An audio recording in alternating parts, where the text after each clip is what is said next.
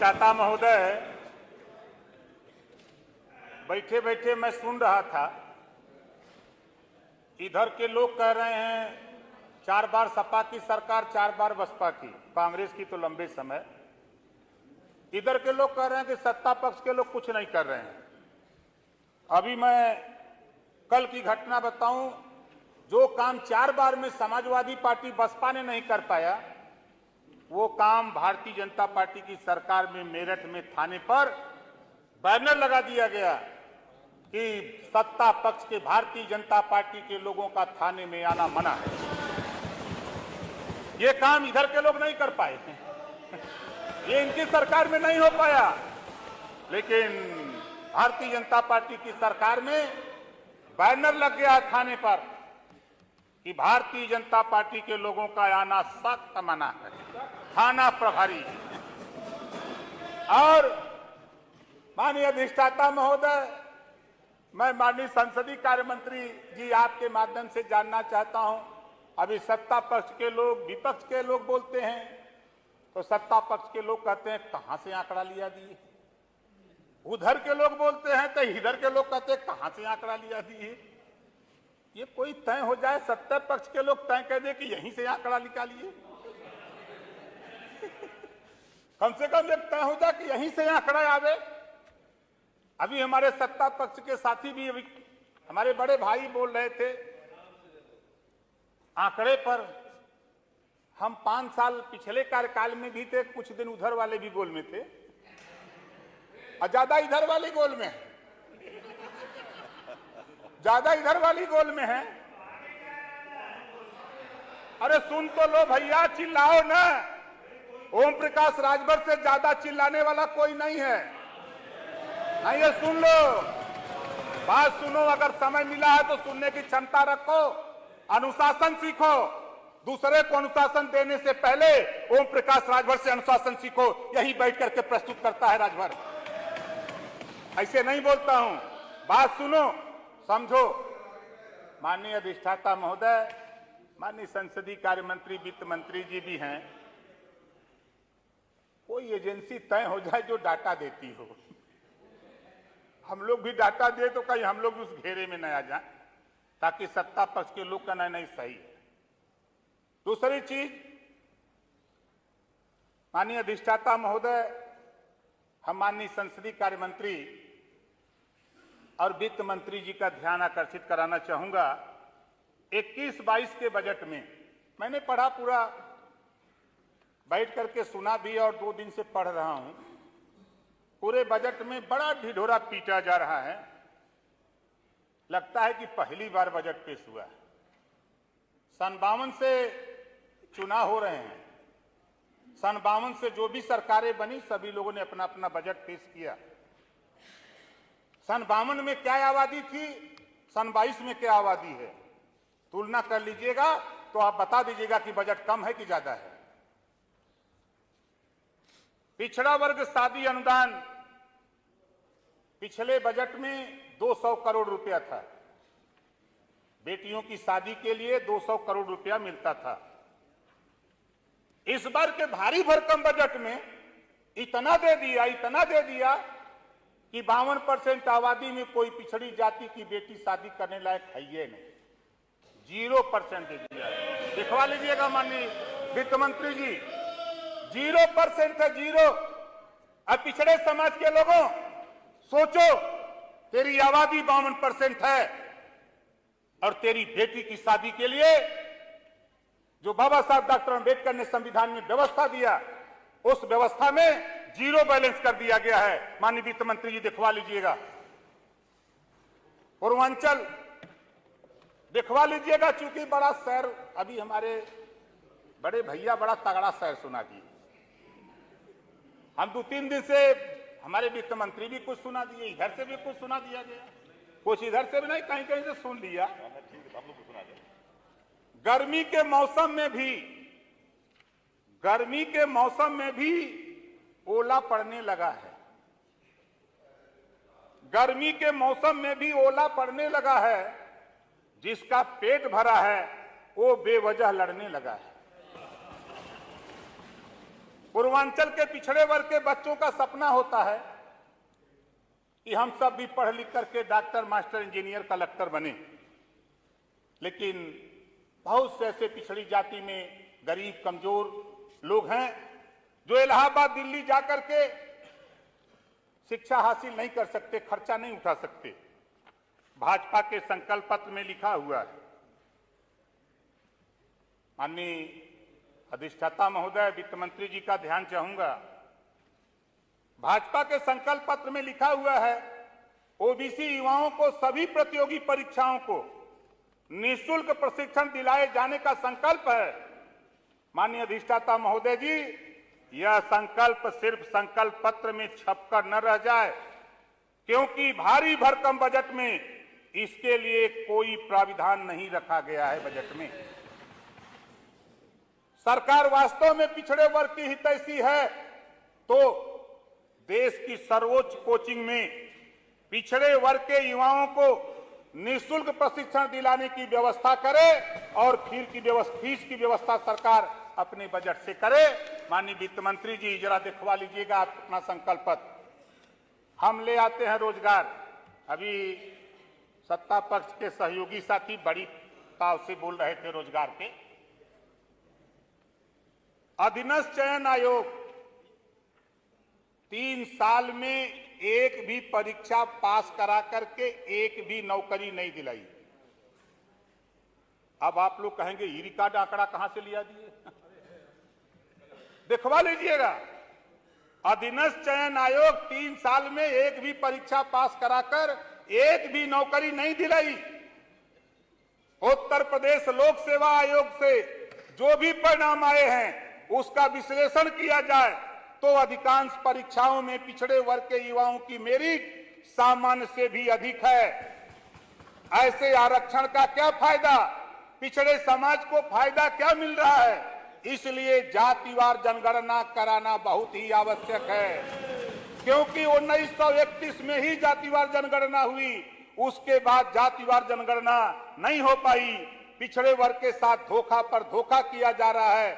माननीय अध्यक्ष जी, अधिष्ठाता महोदय, पूरे बजट में जातिवार जनगणना कराने का 1 पैसे का बजट नहीं है। पूरे भारी भरकम बजट में कोर्ट का आदेश गोंड और खरवार जाति का हाई कोर्ट के आदेश पर सपा बसपा सरकारों में अनुसूचित जात जनजाति का प्रमाण पत्र तहसीलों में बनाया जाता था, लेकिन जब से भाजपा की सरकार आई है तब से खरवार और गोंड जाति का तहसीलों में अनुसूचित जाति का प्रमाण पत्र बनाना ही बंद करा दिया गया है। माननीय अधिष्ठाता महोदय, ऐसा भेदभाव गोंड खरवार जाति के साथ क्यों? इनके साथ अन्याय क्यों? इनका जाति प्रमाण पत्र बनवाया जाए। स्वास्थ्य, बड़ी चर्चा हो रही है। सरकार मेडिकल कॉलेज बना रही है, बड़ी खुशी बात है। एम्स बना रही है, बहुत अच्छी बात है। लेकिन पीएससी और सीएससी जो प्राथमिक स्वास्थ्य केंद्र, सामुदायिक स्वास्थ्य केंद्र, उसकी दुर्दशा देख लीजिए। डॉक्टर नहीं है, दवा नहीं है, फोन करने पर एम्बुलेंस नहीं पहुंच पा रही है। इस बजट में इन सुविधाओं को सुधारने का कोई बजट नहीं है। माननीय वित्त मंत्री जी, देख लीजिएगा।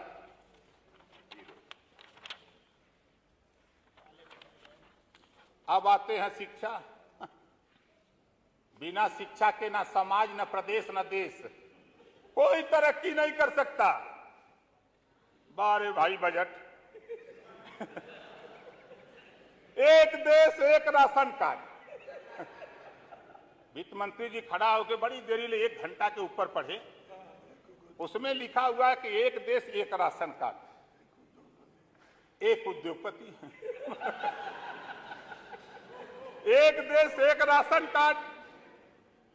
तो माननीय अधिष्ठाता महोदय, जब एक देश एक राशन कार्ड, एक देश एक टेस्ट की बात हो रही है तो एक देश एक समान शिक्षा की बात क्यों नहीं हो रही है? अब आते हैं हम छात्रवृत्ति पर।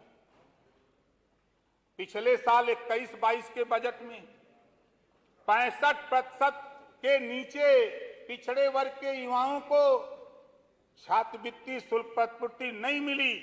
लगभग 10 लाख पात्र छात्र दर दर भटक रहे हैं। कारण 52% आबादी है। पिछड़े समाज के चुन के आए हुए विधायक गण साथी, 52% तेरी आबादी। मैं रहा सदन में जब उस गोल में था तो माननीय मुख्यमंत्री से लड़ करके 900 करोड़ से बढ़ा करके 1650 करोड़ ले गया। तब 50% के लगभग बच्चों को छात्रवृत्ति दिलाने की व्यवस्था बनी। लेकिन आज क्या हो गया? सरकार ने 1400 करोड़ का बजट दिया, लेकिन 400 करोड़ भेज दिया कि दिल्ली देगा, केंद्र देगा। अब तक का इतिहास उठा के देख लीजिएगा, 200 करोड़ से ज्यादा केंद्र सरकार ने कभी बजट नहीं दिया है। दिया है आपने 1200 करोड़ और जरूरत था 2200 करोड़ की। भारी भरकम बजट। ये 10 लाख बच्चे कहां जाएंगे छात्रवृत्ति और शुल्क प्रतिपूर्ति के लिए? वोट तो हमको भी चाहिए, सबको चाहिए, लेकिन ये छात्रवृत्ति कौन दिलाएगा? ये मेरे घर का सवाल नहीं है, ये 52% आबादी का सवाल है। इस नाते हम आपका ध्यान माननीय अधिष्ठाता महोदय के माध्यम से वित्त मंत्री जी से कहना चाहूंगा, हाई कोर्ट का एक आदेश है मान्यवर, आपने भी आश्वासन दिया है, पीठ से भी मिला, मुख्यमंत्री जी ने भी सदन में कहा। 27 अगस्त 2020 को आरक्षण में वर्गीकरण का हाई कोर्ट का आदेश, सामाजिक न्याय समिति की रिपोर्ट 4 साल से आप रद्दी की टोकरी में रखे हो। आपने कहा था कि लागू करूंगा, सरकार चली गई, दूसरी सरकार आ गई, नहीं हो पाया। और अभी अभी 2 महीना पहले एक आदेश आ गया, हाई कोर्ट आज की UP government to decide and include of Bhar Rajbhar community in ST list. High court ने उत्तर प्रदेश सरकार को आदेश दिया है कि 2 महीने के अंदर भर राजभर जाति को अनुसूचित जनजाति में शामिल करे। 2 महीना बीत गया, सरकार का कोई उत्तर नहीं आया। आदेश की कॉपी चाहेंगे तो अधिष्ठाता महोदय आपके माध्यम से पहुंचा दूंगा। और सरकार गलत फैसला, मेरी बात अगर गलत होगी तो मैं फिर कह रहा हूं, सरकार ने एक योजना बनाई है टैबलेट और मोबाइल बांटने का। बांट किसको रहे हैं? जिसके पास फोन है, एप्पल का मोबाइल है, उसको मोबाइल 10,000 की दे रहे हैं। जिसके पास, अरे आप बांट रहे हो, क्या बात कर रहे हैं? सबको हम कहां कह रहे नहीं दे रहे हैं? मेरा बात तो सुन लो आप। मेरा कहने का तात्पर्य है 1 करोड़ आप बांट रहे हो, लेकिन जनरल बांट रहे हो। जिसके पास एप्पल फोन है, जिसके पास टैक्स दे रहा है, जो अमीर है सबको दे रहा है एक समान। एक क्राइटेरिया बना लो, एक क्राइटेरिया। मेरा कहने का माननीय सदस्य समराइज कर लीजिए, गरीब को दो, समराइज कर लीजिए, 12 मिनट हो गए। और समराइज कर लीजिए माननीय सदस्य। अब ये आपका काम है, अमीर को मलाई खिलाओ, गरीब को भी चटनी चटाओ। महंगाई, पूरे बजट में महंगाई कैसे काबू पाया जाए, 25 करोड़ आबादी को कैसे राहत पहुंचाया जाए, कोई ठोस उपाय नहीं। और बिजली, माननीय अधिष्ठाता महोदय, ऊर्जा मंत्री जी चले गए, मैं माननीय वित्त मंत्री जी से कहूंगा कि जो बिजली का मीटर लगा है वो हवा से भी मीटर चल रहा है इस समय। मैं निवेदन करूंगा कि 10 प्राइवेट दुकान से 10 मीटर खरीदवा लीजिए और 10 जगह उपभोक्ता के यहां लगवा दीजिए। दूध का दूध, पानी का पानी हो जाएगा। जितने मीटर लगे हैं वो दिन दूना रात चौगुना मीटर फेंक रहे हैं। अगर आप 7 रुपया यूनिट बिजली दे रहे हो तो 12 से 14 रुपया वो बिल दे रहा है। ये जो मीटर लगा हुआ उसका रिजल्ट आ रहा है। इस नाते सरकारी प्राइवेट दुकानों से 10 मीटर खरीदवा करके उपभोक्ता के यहां लगवा करके आप चेक करा लो, तब समझ में आ जाएगा। समराइज कर लीजिए। और गौशाला, पशुओं को खिला 30 रुपया में गाय भैंस खिलावल जाता। गाय आदमी का तो 30 रुपया में पेट नहीं भराता। आदमी का तो 30 रुपया में पेट नहीं भराता। यहाँ हमने जितना लोग भाई 30 रुपया में कोई खा पाई का? कोई 30 रुपया में खा पाई? 30 रुपया में गाय के खियावा का देखभाल माल। पूरे बजट में 30 रुपया। माननीय वित्त मंत्री जी जरा दिखवा लीजिए 100 गाय जाके तई बनारस, गाजीपुर, आजमगढ़, जौनपुर, चंदौली, उधरिया बहुत गौशाला खुले, फोटो मंगवा लीजिए या डीएम से चेक करा लीजिएगा। हालत वो हो गई है गौशालाओं की कि जो गाय स्वस्थ गई गौशाला में इस समय डुगुर डुगुर कर रही है। ऐसे डुगुर डुगुर कर रही है कि जैसे लग रहा कल मर जाए कि आज मर जाए। माननीय अरे सदस्य कम से समराइज कम कर लीजिए। अगर किसी को भोजन दो तो पेट भर दो, कि 30 रुपया काहे किए हो भाई, कम से कम। तो माननीय सदस्य प्लीज समराइज कर लीजिए, 15 मिनट हो गए हैं प्लीज। अरे माननीय मंत्री जी क्षमा करिएगा, हम पूर्वांचल से आईला, हमारे भाषा में डुगुर डुगुर का मतलब हीला था। आपके ही साथी बहुत लोग बोलना चाहते हैं। अरे हम कहाँ, आप समराइज कर लीजिए माननीय सदस्य। आपके पीछे वाले आप उस कुर्सी पर होते मना कर देते तो मैं बैठ गया होता भैया। आप उस कुर्सी पर होते मना कर देते तो मैं बैठ गया होता। माननीय सदस्य अधिष्ठाता महोदय ने एक बार भी नहीं कहा। मैंने 3 बार बोल चुकी हूँ सर, आपको समराइज कर लीजिए। 3 बार सर मैंने बोल दिया, आप समराइज कर लीजिए। आपका आदेश तो प्रकाश राजभर। प्लीज समराइज कर लीजिए जल्दी से। मंत्री जी नहीं समझ पाए, डुगुर डुगुर का मतलब होगा हिल रही है, जी कमजोर हो गई हैं, खाने बगैर मर रही हैं, ये डुगुर डुगुर का मतलब है। तो माननीय अधिष्ठाता महोदय, आपने इशारा किया कि समय नहीं है, ये पूरा बजट समय पूरा हो गया। पिछड़ों के, दलितों के, वंचितों के लिए, ये तो मैं देख रहा हूं अल्पसंख्यकों के लिए, इसमें खाली डुगुर डुगुर हिल रहा है, कुछ नहीं है। हम अपनी बारी को ही विराम देता हूं और आपको धन्यवाद देता हूं। माननीय सदस्य माननीय अधिष्ठाता जी, हम बजट में जो आपने बातें उठाई उसका जवाब तो बाद में देंगे, लेकिन मुझे एक शेर याद आ गया।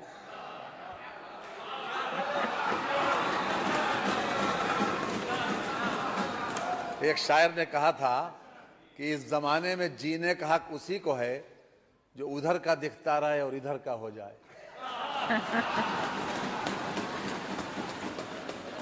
माननीय कुंवर रघुराज प्रताप सिंह जी नहीं है।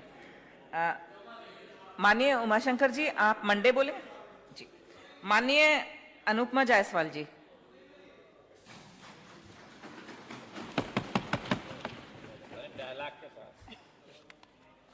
माननीय अधिष्ठाता महोदय, आपने मुझे वित्तीय वर्ष 2022-23 के बजट के पक्ष में बोलने का अवसर दिया है, इसके लिए मैं आपकी बहुत आभारी हूँ। लेकिन अभी चूंकि डुगुर डुगुर की बात आई तो मुझे लगा यहीं से शुरुआत करती हूँ। माननीय वित्त मंत्री जी को बाद में बधाई दूंगी। यस यस, ये डुगुर डुगुर शब्द कहीं धुकुर धुकुर से आता है और ये बात एकदम सही है कि माननीय मुख्यमंत्री योगी आदित्यनाथ जी के नेतृत्व में जो पुरानी भ्रष्ट जर्जर चीजें थी आज वो डुगुर डुगुर कर रही हैं, हिलेला और हिल रही हैं। हर भाषा में मैं बता रही जो मानिए आपने कहा। मैं बधाई देना चाहती हूँ माननीय मुख्यमंत्री जी को एवं विद्वान वित्त मंत्री माननीय श्री सुरेश खन्ना जी को, जिन्होंने पिछले कार्यकाल के बजट की तरह ही इस बार एक लोक कल्याणकारी